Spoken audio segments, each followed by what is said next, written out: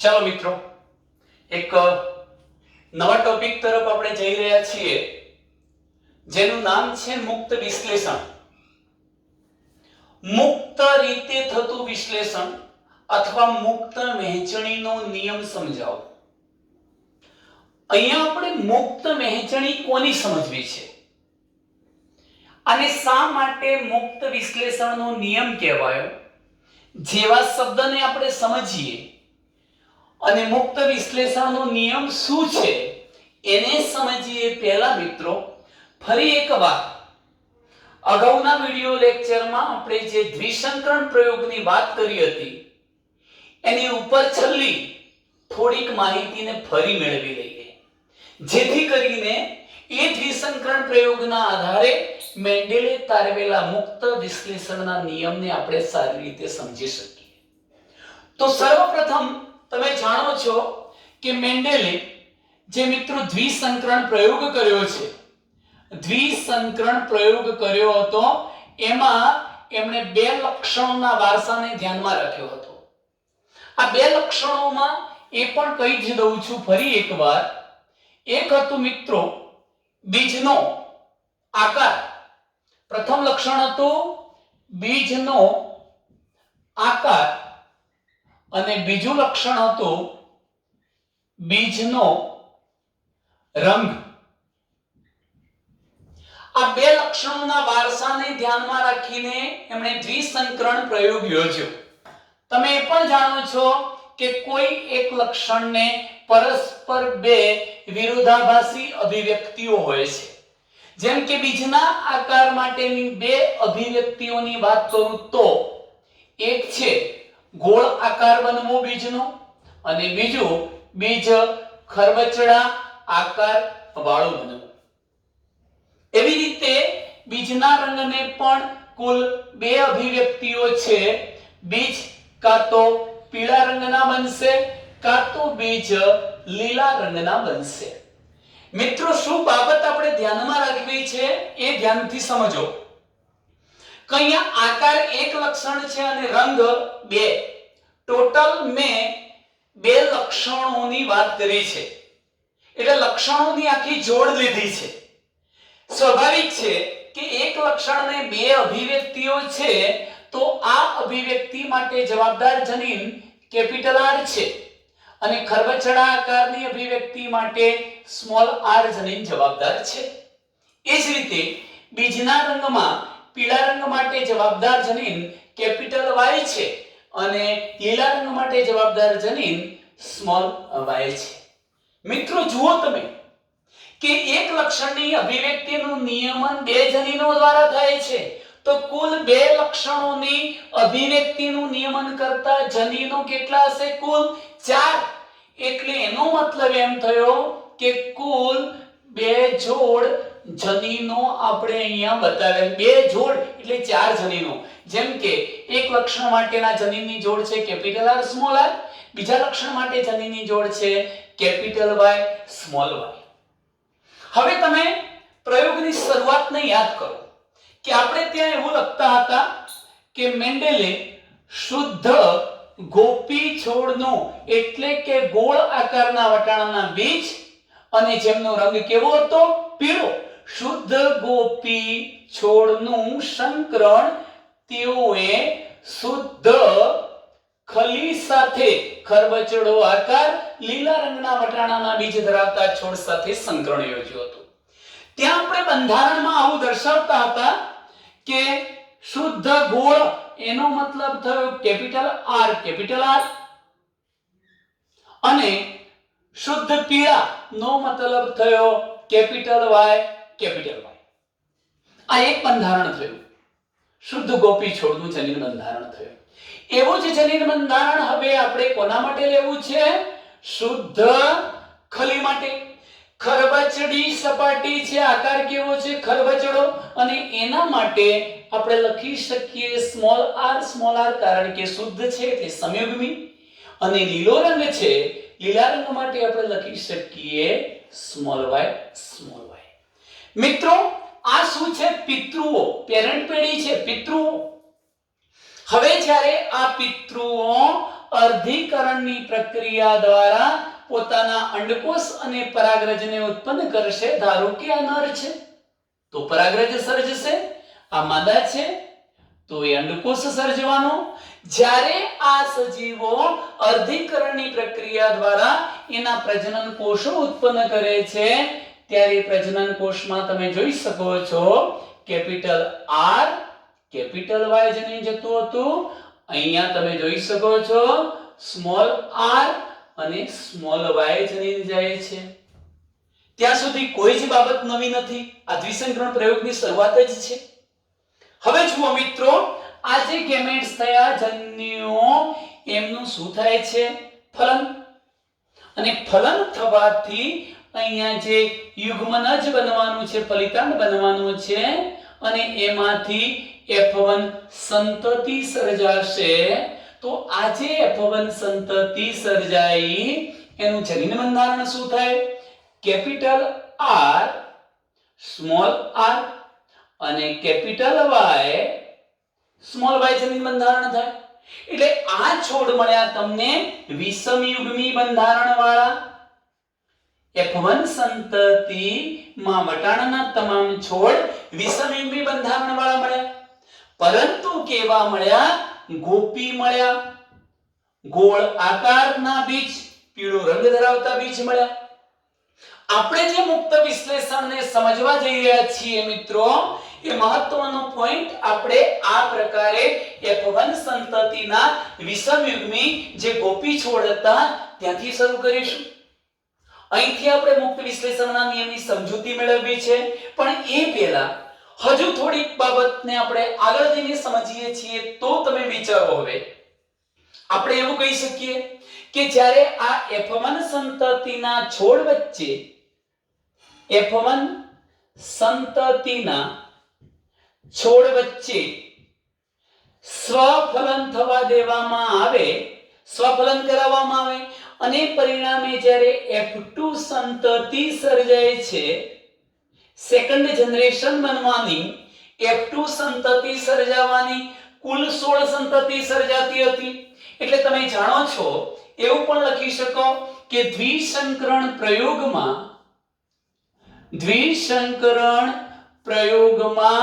કુલ 16 સંતતિઓ મળતી હતી F2 ની અંદર. એ 16 સંતતિઓનો સ્વરૂપ પ્રકાર શું હતો? સ્વરૂપ પ્રકાર કયો છે? સ્વરૂપ પ્રકાર એટલે મિત્રો શું કહીશું એને? ફિનોટાઇપ. ફિનોટાઇપ શું છે?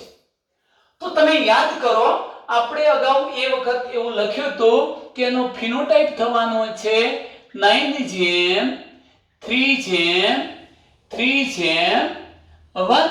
આ ફિનોટાઇપ મળવાનો હતો 9:3:3:1. એનો મતલબ એ થયો કે 16 છોડ હતા, એમાંથી 9, 16 માંથી 3, 16 માંથી 3 અને 16 માંથી કેટલો? 1. કેવા મળતા હતા મિત્રો? તો હું અહીંયા એના સ્વરૂપ પ્રકારની વાત કરું છું. અગાઉ આપણે આ બાબતને સમજી ચૂક્યા છીએ કે 4 પ્રકારના સ્વરૂપ પ્રકાર એટલે જીનોટાઇપ મળતા હતા. ફિનોટાઇપ. હું જીનોટાઇપની વાત કરતો નથી. જો આપણે જીનોટાઇપ કેવો હોય તો આપણે 12-12-24-1 દ્વારા એને યાદ રાખી શકીએ કે 1:2:1:2:4:1:1. એ શું કહેવાય? એનું જનીન બંધારણ જીનોટાઇપ. પણ આપણે કોની વાત કરીએ છીએ? ફિનોટાઇપ. સ્વરૂપ પ્રકાર 9:3:3:1 મળે છે. એનો મતલબ એવો થાય મિત્રો, મેં કહ્યું હતું તમને ગોપી. પહેલો શબ્દ આપણે ગોપી લખ્યો તો તમે યાદ કરો મિત્રો. ત્યાર પછી બીજો શબ્દ ગોલી લખ્યો હતો, પછીનો શબ્દ આપણે ખપી લખ્યો હતો અને પછીનો શબ્દ ખલી. શું મતલબ થાય કે 16 છોડમાંથી 9 છોડ એવા પ્રાપ્ત થતા હતા કે જેમાં વટાણાના બીજનો આકાર ગોળ અને રંગ પીળો મળતો હતો. 16 માંથી 3 વટાણાના છોડમાં બીજનો રંગ આકાર ગોળ મળતો હતો અને રંગ લીલો મળતો હતો. 16 માંથી 3 નો આકાર ખરબચડી સપાટી વાળો અને રંગ પીળો મળતો હતો અને 16 માંથી 1 નો આકાર ખરબચડો અને રંગ કેવો મળતો હતો? લીલો. શું મતલબ થાય મિત્રો કે કુલ 16 થયા, 9 ને 3 12 ને 3 15 ને 1 16, પણ તમે જુઓ આ બેનો સરવાળો કરો 9 અને આ 1 તો કેટલા થાય 10. 16 માંથી 10 તો પિતૃઓ જેવા મળતા હતા, આ પિતૃઓ જેવા લીધા હતા એવા. ગોપી તો કેટલા મળ્યા 9, ખલી તો કેટલા મળ્યા 1. 10 છોડ તો F2 પેઢીમાં પિતૃઓ જેવા મળતા હતા. બાકીના આ 3 અને આ 3 ને આપણે લઈએ છીએ મિત્રો આ બંનેને, તો 3 દુના 6 છોડ. તમને ન તો કોઈ પિતૃ જેવા મળતા હતા, એનો મતલબ એ થયો કે આ છોડ વચગાળાના અથવા પુનઃ સંયોજિત વચ્ચેનું સંયોજન ધરાવતા મળતા હતા. વચ્ચેના સંયોજન વાળા પ્રાપ્ત થાય છે. મેં તમને લાસ્ટ ટાઈમ એ પણ કહ્યું હતું કે આવું પરિણામ પ્રાપ્ત થયું. મિત્રો આ પણ ધ્યાન રાખજો કે મેન્ડેલે કોઈ આ બે લક્ષણ લીધા તો આ જ પ્રકારનું પરિણામ મળ્યું. એવું તો એણે જુદા જુદા બે લક્ષણો સાથે લઈને પ્રયોગ કર્યા. દરેક વખતે એને દ્વિસંકરણ પ્રયોગમાં પરિણામ ફિનોટાઇપ 9:3:3:1 જ પ્રાપ્ત થયા છે. આ પરિણામના આધારે મેન્ડેલ પોતે મુક્ત વિશ્લેષણના નિયમ પર આવ્યા કે ભાઈ મુક્ત વિશ્લેષણ થાય છે, જનીનોનું મુક્ત વિશ્લેષણ થાય, વહેંચણી થાય છે. હજુ આપણે આ નિયમને લખ્યો નથી, પણ આ નિયમને સમજવા માટે જેટલી બાબતો જરૂરી છે પહેલા એને સમજી લઈએ છીએ. અને મિત્રો મુક્ત વિશ્લેષણનો નિયમ પૂછાય છે તો આ બધી જ બાબતોનો ઉલ્લેખ કરવો પણ જરૂરી છે, કારણ કે મુક્ત વિશ્લેષણ ફક્ત બે લીટીનું હોય છે અને આ પ્રશ્ન ટૂંકનોંધ સ્વરૂપે પૂછાતો હોય, 3 માર્ક્સમાં પ્રશ્ન પૂછાતો હોય તો આ બધી જ બાબતોનો ઉલ્લેખ કરવો અનિવાર્ય છે. તો અહીં ધ્યાન રાખજો. હવે તમને એ પણ થતું હશે કે આ 9:3:3:1 પરિણામ કેવી રીતે મળ્યું. ચલો મિત્રો આટલું યાદ રાખો કે હું કોઈ બે લક્ષણો હતા એમાંથી જો એક જ લક્ષણની વાત કરું છું, એક જ લક્ષણ, અને એ લક્ષણ છે બીજનો આકાર. પહેલું લક્ષણ કયું લઉં છું મિત્રો? આકાર. જો આકાર નથી લેવો તો તમે રંગ પણ લખી શકો. જો માની લો કે હું બીજનો રંગ એક પહેલું લક્ષણ લઉં છું અને બીજું લક્ષણ હું લઉં છું, બીજું લક્ષણ બીજનો આકાર. મેં આ બે લક્ષણ લીધા હતા, તમે જોઈ શકો છો આ બે લક્ષણ. જો સાથે સાથે બંને લક્ષણોના વારસાને સમજવા પ્રયત્ન કરીએ છીએ, આ બંને લક્ષણો સાથે આવવાની સંભાવના વિચારીએ તો દ્વિસંકરણ પ્રયોગ. પણ હું એવું નથી કરતો, હું ફક્ત આ એક જ લક્ષણના વારસાને સમજુ તો પ્રયોગ કયો કહેવાશે? એક સંકરણ પ્રયોગ. ફક્ત આ એક જ લક્ષણના વારસાને અનુસરું તો પ્રયોગ કયો કહેવાય? એક સંકરણ પ્રયોગ. અને એક સંકરણ પ્રયોગનો ફિનોટાઇપ તમને શું મળે મિત્રો? 3:1 મળે. કેટલો મળે? 3:1. આનો પણ ફિનોટાઇપ કેટલો મળે? 3:1. શું મતલબ થાય છે 3:1 નો? અહીંયા તમે જુઓ, જો હું બીજના રંગની વાત કરું છું તો મને નિર્માણ પામતા 4 છોડ પૈકી F2 માં નિર્માણ પામતા 4 છોડ પૈકી 3 છોડના બીજના રંગ પીળા મળવાના અને એક છોડનો રંગ મને કેવો મળવાનો? લીલો. 3 પીળા 1 લીલો. ચલો મિત્રો પાછળ લખીએ. 3 પીળા જેમ એક કેવો મળતો હતો? લીલો. F2 પેઢીમાં 4 છોડ પૈકીના 3 પ્રભાવી અભિવ્યક્તિ વાળા પીળા મળવાના અને એક પ્રચ્છન્ન અભિવ્યક્તિ વાળો લીલો મળવાનો. મેં એક સંકલન પ્રયોગ લીધો હોય તો જો હું આની વાત કરું છું આકાર માટે, તો F2 પેઢીમાં મને આ એક સંકલન પ્રયોગમાં આકાર માટેની વાત કરું તો 3 મને કેવા આકારવાળા મળવાના? ગોળ આકારવાળા.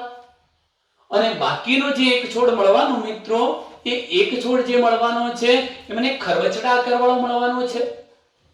ખરબચડા આકારવાળો. હવે વિચારો તમે કે આ જે પરિણામ લીધું તમે 3:1 આ તો એક સંકલન પ્રયોગ છે. જો એક જ લક્ષણ વારસામાં ઉતરતું હોય એની સંભાવના છે, પણ દ્વિસંકરણ પ્રયોગમાં આપણે એવું સમજવા માંગીએ છીએ કે આ બંને લક્ષણો સાથે સાથે આવવાની સંભાવના, બંને લક્ષણો સાથે વારસામાં ઉતરી આવવાની સંભાવના જોઈએ. તો આને આ પરિણામને આપણે કેવી રીતે રજૂ કરી શકીએ? 3:1 into 3:1. મેં કહ્યું હતું તમને કે 3:1 હોલ રેઝ ટુ સ્ક્વેર કરી શકો તમે. તો એનો મતલબ એવો થયો મિત્રો, હું આ રીતે લખું છું, જોજો કે 3 પીળા જેમ 1 લીલો, તો શું થાય ફરીથી આ પ્રમાણે 3 ગોળ આકાર ધરાવતા અને 1 ખરબચડી સપાટી વાળો મળવાનો, ખરબચડા આકાર.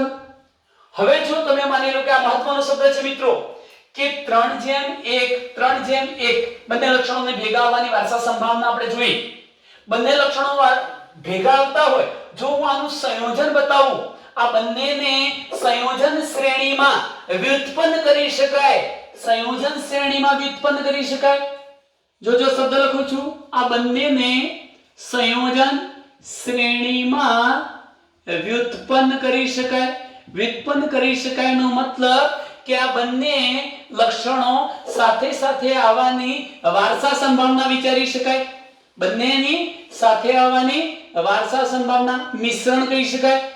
મિશ્રણ વિશે વિચારીએ તો આવું લખી શકાય મિત્રો. જોજો 3 * 3 એટલે 9 તમને કેવા મળ્યા? ગોપી મળ્યા.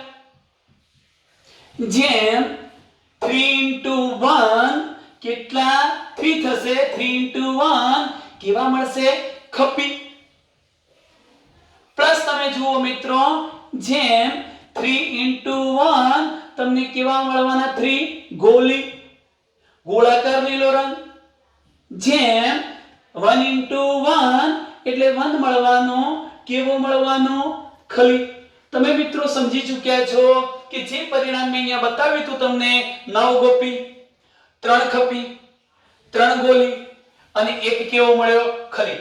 ટૂંકમાં આ શું બતાવ્યું છે? દ્વિસંકરણ પ્રયોગમાં 9:3:3:1 એ શું છે? એક સંકરણ પ્રયોગમાં બે અલગ અલગ લક્ષણોના સંયોજનને શ્રેણી વ્યુત્પન્ન સ્વરૂપે બતાવેલું સ્વરૂપ છે. એટલે આવું તમને મળશે 9 ગોપી, 3 ખપી, 3 ગોલી અને 1 ખલી પ્રમાણ મળશે.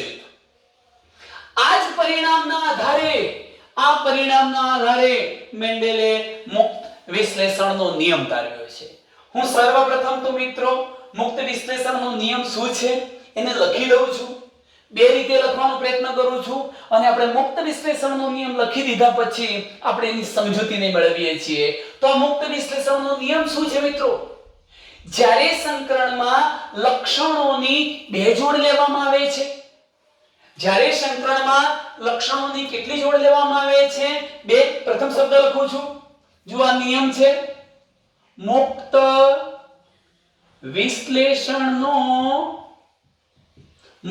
વિશ્લેષણનો નિયમ. મેન્ડેલે દ્વિસંકરણ પ્રયોગ કર્યો, એના આધારે આ જે પરિણામ મળ્યું, પરિણામના આધારે એમણે મુક્ત વિશ્લેષણનો નિયમ આપ્યો. શું નિયમ આપ્યો? કે જ્યારે સંકરણમાં લક્ષણોની બે જોડ લેવામાં આવે છે, લખું છું મિત્રો અહીંયા કે જ્યારે કન્ડિશન છે, જ્યારે સંકરણમાં લક્ષણોની બે જોડ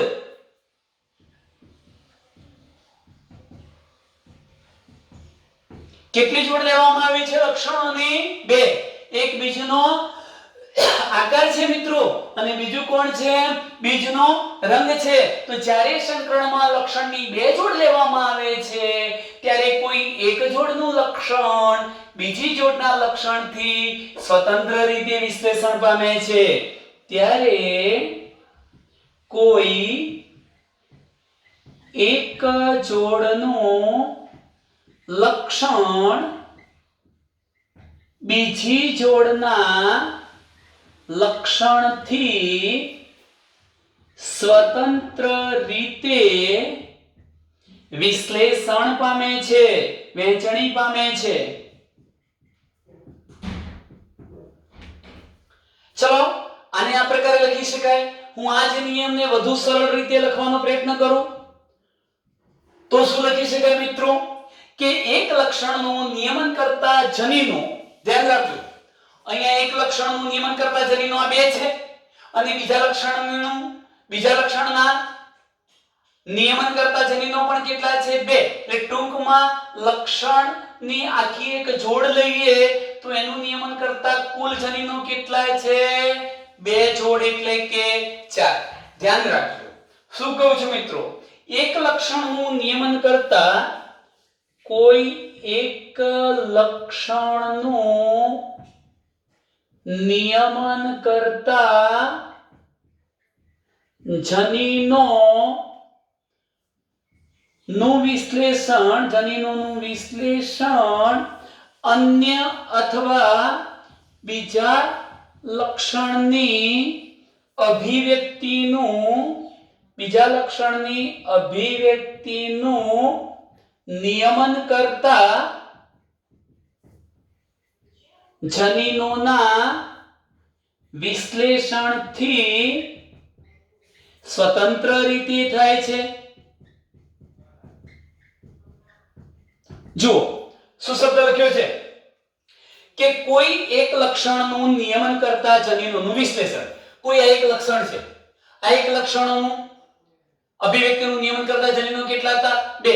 એમનું વિશ્લેષણ એટલે જ્યારે પ્રજનન કોષોનું નિર્માણ થશે ત્યારે એમની વહેંચણી વિશ્લેષણ જે રીતે થાય છે એના કરતા બીજા લક્ષણની અભિવ્યક્તિનું નિયમન કરતા જનીનોનું વિશ્લેષણ અલગ રીતે થાય છે, સ્વતંત્ર રીતે થાય છે.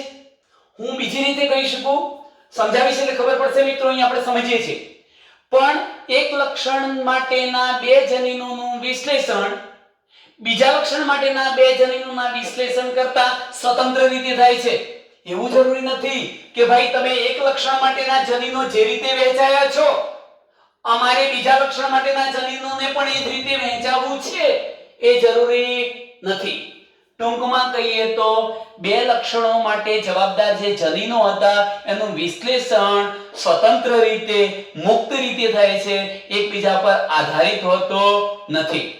તો મિત્રો આ નિયમ મેં ખાલી અત્યારે લખવા ખાતર લખ્યા છે, હું એને સમજાવું છું અને ત્યારબાદ બંને નિયમો તમને આવડી જવાના છે. તો અહીં જરા ધ્યાન રાખો. હવે આપણે આખી આ ઘટનાને સમજીએ છીએ. ચાલો જરા ધ્યાન રાખજો. કોઈ એક લક્ષણ લઉં છું મિત્રો, ગમે તે એક લક્ષણ, પ્રથમ લક્ષણ લઉં છું અને હું અહીંયા સાઈડમાં બીજું લક્ષણ લખું છું. ચાલો પ્રથમ લક્ષણ છે મિત્રો કયું?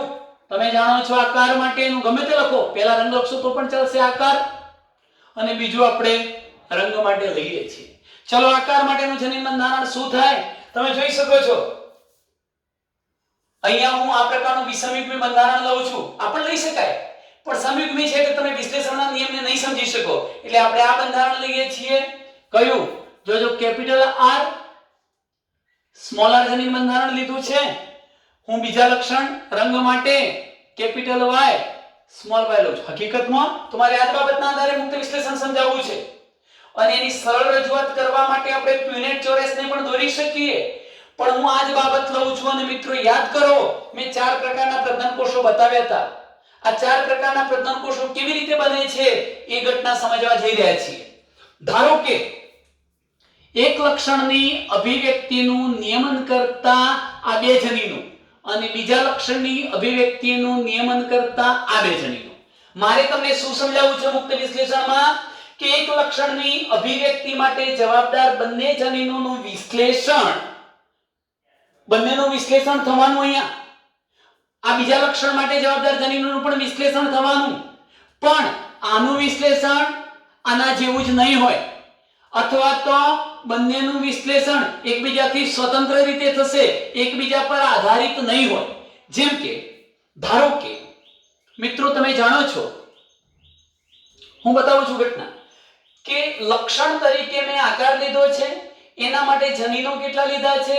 2, કેપિટલ R અને સ્મોલ r. હવે જ્યારે આ સજીવ અર્ધીકરણની પ્રક્રિયા દ્વારા પોતાના પ્રજનન કોષો એટલે અંડકોષ અને પરાગરજ ઉત્પન્ન કરશે ત્યારે શું ઘટના બને છે? ત્યારે ઘટના આ બનવાની મિત્રો કે એના 50% પ્રજનન કોષમાં એટલે 50% જન્યુઓમાં 2 પૈકીનું કેપિટલ R જનીન જવાનું અને 50% જન્યુઓમાં 2 પૈકીનું કયું જન્યુ જવાનું? કયો કયું જનીન જવાનું? Small r. તો તમે વિચારો કે એક લક્ષણની અભિવ્યક્તિનું નિયમન કરતા જનીનનું વિશ્લેષણ આ રીતે થયું કે ભાઈ 50% જન્યુઓને કેપિટલ R મળ્યું, 50% જન્યુને સ્મોલ r મળ્યું. તમે એવું ના કહી શકો કે જમણી બાજુનાને કેપિટલ R મળે, ડાબી બાજુના પ્રજનન કોષોને સ્મોલ r મળે, એવું ના કહી શકો. આ રેન્ડમલી ઘટના છે, રેન્ડમલી યાદચ્છિક. એવું પણ બને કે 50% આ બાજુ લખું તો અહીંયા સ્મોલ r આવી જાય, કદાચ 50% માં કેપિટલ R આ બાજુ પણ આવી શકે, પણ આ રેન્ડમલી છે. ટૂંકમાં શું કહેવા માંગુ છું? વિશ્લેષણનો નિયમ શું હતો? માત્ર વિશ્લેષણ યાદ રાખો. એક સંકલન પ્રયોગના આધારે માત્ર વિશ્લેષણ હતું કે એક લક્ષણની અભિવ્યક્તિનું નિયમન કરતા બંને જનીનો જ્યારે પ્રજનન કોષોનું નિર્માણ થાય છે ત્યારે અલગ અલગ પ્રજનન કોષમાં વહેંચાઈ જાય છે. તો આ તો વિશ્લેષણ થયું. મારે મુક્ત વિશ્લેષણ સમજાવવું છે. કેટલા લક્ષણોને લઈને? 2 લક્ષણોને. હવે મિત્રો એ સંભાવના વિચારી જુઓ.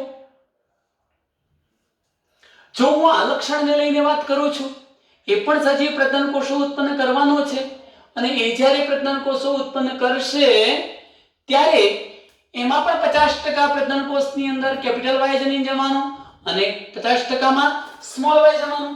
એટલે તમને એવું લાગ્યું કે આની જે રીતે વહેંચણી થઈ એ જ રીતે આ લક્ષણ માટેના જનીનોની પણ વહેંચણી થઈ. જો એવું જ થવાનું હોય તો 2 જ પ્રકારની સંતતિઓ મળવી જોઈતી હતી. અહીંયા આપણે 4 પ્રકારની સંતતિઓ મળી. કેમ મળી મિત્રો? હું આ ઘટનાને સમજાવું છું, ધ્યાન રાખજો. કઈ રીતે 4 પ્રકારના પ્રજનન કોષો બને છે મિત્રો? યાદ રાખો. હવે વિચારી લો, આ બંનેને મેં વ્યક્તિગત લીધા હતા એક સંકલન પ્રયોગ સ્વરૂપે, પણ હું એવું વિચારું છું મારે દ્વિસંકરણ પ્રયોગના આધારે મુક્ત વિશ્લેષણ સમજાવવું છે. બંને લક્ષણ માટેના બધા જનીનોને સાથે લખી નાખો. Capital R, small r, capital Y, small y. ચલો આ જનીન બંધારણ થયું. એને પ્રજનન કોષો ઉત્પન્ન કરવા છે. પ્રજનન કોષો કુલ મિત્રો 4 પ્રકારના બનવાના. કયા 4 પ્રકારના બનવાના જોઈ શકો છો તમે? 1, 2, 3 અને હું ચોથો પ્રકાર બતાવું છું. આ 4 પ્રકારના પ્રજનન કોષોનું અહીંયા સર્જન થાય છે. કેવી રીતે થયું? સાંભળજો કે આ એક લક્ષણની અભિવ્યક્તિનું નિયમન કરતા જનીનોનું વિશ્લેષણ થઈ ગયું. ધારો કે કેપિટલ R મળ્યું, આને શું મળી ગયું? સ્મોલ r મળ્યું. હવે માની લો કે આ 2 જનીનોનું વિશ્લેષણ જે રીતે થાય છે એ જ રીતે આ લક્ષણ માટેના જનીનોનું પણ વિશ્લેષણ થતું હોય તો આ પ્રજનન કોષને કેપિટલ Y જનીન મળી જવાનું, આ પ્રજનન કોષને સ્મોલ y જનીન મળી જવાનું. આવું થશે મિત્રો. પણ સંભાવના શું થાય? યાદ રાખજો કે જ્યારે બે લક્ષણોને આપણે જોડી લીધા છે ત્યારે બંને લક્ષણો માટેના જનીનોનું વિશ્લેષણ એકબીજાથી સ્વતંત્ર રીતે થાય છે. એનો મતલબ એવો થયો કે હું કોઈ એક પ્રજનન કોષની અંદર અહીંયા બતાવું છું કેપિટલ R, તો કેપિટલ R ની સાથે કેપિટલ Y પણ જઈ શકે મિત્રો, અને કેપિટલ R ની સાથે સ્મોલ y પણ જઈ શકે. જો એક પ્રજનન કોષને કેપિટલ R મળ્યો છે તો હવે બીજા લક્ષણ માટેનું કયું જનીન એ પ્રજનન કોષમાં આવી શકે? 2 સંભાવના. કેપિટલ Y પણ એની સાથે જઈ શકે, સ્મોલ y પણ એની સાથે જઈ શકે. તો આટલી સંભાવના થઈ. હવે બીજી સંભાવના બતાવું છું કે ધારો કે બીજા પ્રજનન કોષને સ્મોલ r મળ્યું છે તો બીજા લક્ષણ માટેનું એની સાથે કોણ જઈ શકે? કેપિટલ Y પણ જઈ શકે અને સ્મોલ y પણ જઈ શકે. એટલે સ્મોલ r ની સાથે સ્મોલ y પણ જઈ શકે. તમે અહીં જોઈ શકો છો. ટૂંકમાં કહું તો capital R capital Y, capital R small y, small r capital Y, small r small y. 4 પ્રકારના પ્રજનન કોષો એટલે 4 પ્રકારના અંડકોષ બને. 4 પ્રકારના પરાગરજ બનવાની અને F2 માં જ્યારે તમે સંતતિઓનું સર્જન જોશો 16 પ્રકારની મળવાની. સ્વરૂપ પ્રકાર એમનો કેટલો હશે? 9:3:3:1. આ નિયમ મિત્રો મુક્ત વિશ્લેષણનો નિયમ છે. હવે જરા ધ્યાનથી સમજો. ચલો આ ઘટનાને સમજવા પ્રયત્ન કરીએ. સાંભળજો જરા ધ્યાનથી. હું જો એમ કહું કે એક લક્ષણની અભિવ્યક્તિનું નિયમન કરતા જનીનોનું વિશ્લેષણ બીજા લક્ષણની અભિવ્યક્તિનું નિયમન કરતા જનીનોના વિશ્લેષણ પર આધાર રાખતું નથી, તો એનો મતલબ કે બંનેનું વિશ્લેષણ પોતપોતાની રીતે સ્વતંત્ર રીતે મુક્ત રીતે થઈ જશે. જો આવું ન થતું હોત તો બે જ પ્રકારના પ્રજનન કોષો બનવા જોઈતા હતા કે કેપિટલ R ની સાથે કેપિટલ Y જવું જોઈતું હતું અને સ્મોલ r ની સાથે સ્મોલ y જવું જોઈતું હતું. જો બંનેની એક સરખી વહેંચણી થતી હોત તો, જો એક લક્ષણની વહેંચણી પર બીજા લક્ષણની વહેંચણી પણ આધાર રાખતી હોત તો બે જ પ્રકારના પ્રજનન કોષો બનવા જોઈતા હતા, capital R capital Y, small r small y. પણ અહીંયા એવું ન થયું. એક લક્ષણની વહેંચણી બીજા લક્ષણની વહેંચણી પર આધારિત હોતી નથી. એને આ રીતે લખેલું છે કે જ્યારે સંકરણમાં લક્ષણોની બે જોડ લેવામાં આવે છે ત્યારે કોઈ એક જોડનું લક્ષણ થી બીજી જોડના લક્ષણ સ્વતંત્ર રીતે વિશ્લેષણ પામે છે. આની જેમ જ વિશ્લેષણ પામવું જરૂરી નથી, એનાથી ઇન્ડિવિડ્યુઅલ સ્વતંત્ર રીતે પણ વિશ્લેષણ પામી શકે.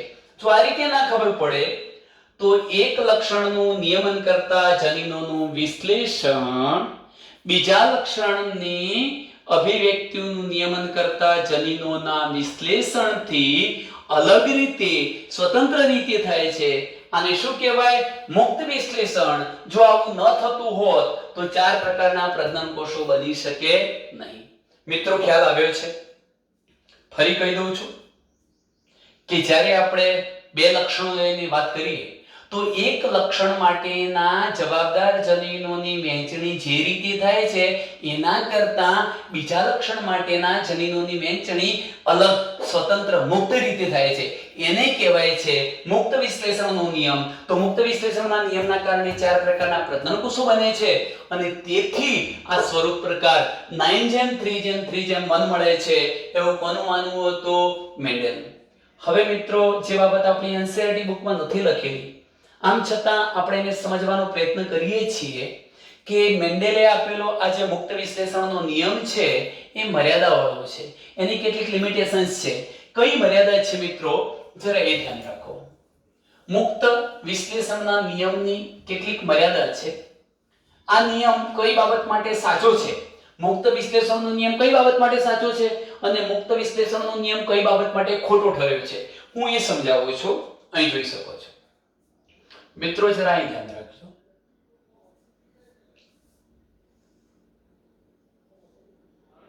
મેં અહીંયા જે સંભાવના બતાવી છે એમાં મેં સમજાત રંગસૂત્રોની એક જોડ લીધી. સમજાત રંગસૂત્રોનો મતલબ એવો થશે મિત્રો કે બંને બાહ્ય રીતે સરખા દેખાતા હોય, એક માતાનું હોય એક પિતાનું હોય. આ સમજાત રંગસૂત્રની જોડ થઈ. શું થયું? સમજાત રંગસૂત્રની જોડ. હું એની સાપેક્ષે એક બીજી ઘટના બતાવું છું. આ બંને સરખા છે એટલે આને પણ સમજાત રંગસૂત્રો કહેવાય. સમજાત. અને આ પણ સરખા છે માટે હું એને પણ સમજાત કહી દઉં છું. હવે પરિસ્થિતિ આખી વિચારી જુઓ છો તમે. અહીંયા મેં સમજાત રંગસૂત્રની એક જોડ લીધી છે અને એમાં હું બંને લક્ષણો લઈ લઉં છું. આકાર માટેનું પણ લક્ષણ લઈ લઉં છું અને રંગ માટેનું પણ લઈ લઉં છું. જેમ કે તમે જોઈ શકો છો કે આકાર માટે, ગોળાકાર માટે કયું હતું? Capital R small r. અને રંગ માટે કેપિટલ Y સ્મોલ y. મેં શું કર્યું કે અહીંયા બંને લક્ષણો માટે જવાબદાર જનીનની બંને જોડને એક જ જોડ સમજાત રંગસૂત્ર પર બતાવી દીધા. ટૂંકમાં બંને લક્ષણ માટે જવાબદાર જનીનોની બંને જોડને મેં સમજાત રંગસૂત્રની એક જ જોડ પર બતાવ્યા છે. એક કન્ડિશન. બીજી કન્ડિશન બતાવું છું કે હું અહીંયા એક લક્ષણ માટેનું જવાબદાર જનીન બતાવું છું, કેપિટલ R સ્મોલ r. આ એક લક્ષણ કયું થયું? આકાર માટેનું. અને હું બીજું એક લક્ષણ લઉં છું કોના માટે? રંગ માટે. તો એના માટે જવાબદાર જનીન કેપિટલ Y સ્મોલ y ને અહીં બતાવું છું. તમે જોઈ શકો છો મિત્રો કે મેં સમજાત રંગસૂત્રની એક જ જોડ લીધી છે અને એના પર બંને લક્ષણ માટેના બધા જનીનોને બતાવી દીધા. અહીંયા મેં સમજાત રંગસૂત્રની એક જોડ લીધી, એમાં એક જ લક્ષણની અભિવ્યક્તિનું નિયમન કરતા જનીનોને બતાવ્યા છે. મેં સમજાત રંગસૂત્રની એનાથી અલગ જોડ લીધી, એમાં બીજા લક્ષણની અભિવ્યક્તિનું નિયમન કરતા જનીનોને બતાવ્યા છે. તો મતલબ એવો થયો કે હું બંને લક્ષણો માટે જવાબદાર જનીનોની જોડને અલગ અલગ જોડ સમજાત રંગસૂત્રો પર બતાવું છું. આ બે સમજાત ખરા, આ બે સમજાત ખરા, પણ આ બે આના કરતા કેવા જુદા. અલગ અલગ જોડ સમજાત રંગસૂત્રો પર બતાવ્યા બંને લક્ષણ માટેના જનીનોને. અહીંયા શું કર્યું? એક જ જોડ સમજાત રંગસૂત્ર પર બધા બતાવી દીધા. અહીંયા બે અલગ અલગ જોડ સમજાત રંગસૂત્ર પર બે લક્ષણની અભિવ્યક્તિનું નિયમન કરતા જનીનોને દર્શાવ્યા છે. આના માટે નિયમ સાચો. આ કન્ડિશન માટે મેન્ડેલે આપેલો મુક્ત વિશ્લેષણનો નિયમ સાચો. મુક્ત વિશ્લેષણનો નિયમ આ સ્થિતિ માટે સાચો, આ સ્થિતિ માટે ખોટો. કેવી સ્થિતિ માટે સાચો મિત્રો?